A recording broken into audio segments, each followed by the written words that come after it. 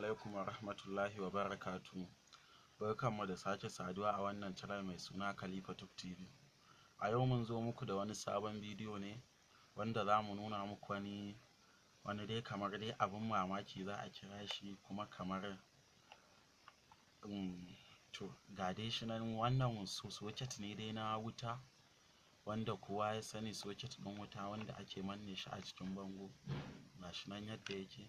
To mun ɗan yi wani inji ne a cikin shi da batirin da injin duka suna ciki.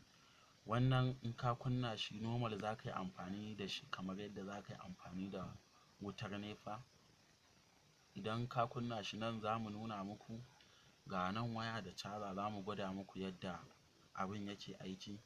Ga makunnin shi a nan, bari mu kunna muku shi don mu tabbatar muku da abin da muke faɗa muku.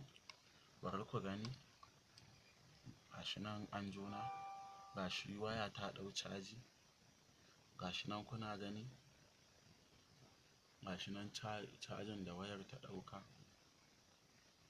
Yawwa, bari kuma ku gani, bari mu juyo muku da cikin shi ku ga yadda yake. Kun ga cikin shi yadda yake, ga injin, ga shi batirin normal, ga injin. Wannan shine injin, kun gan shi nan, kun ga yadda injin yake. Masha Allah. Nan kuma ga batirin shi normal, ba batirin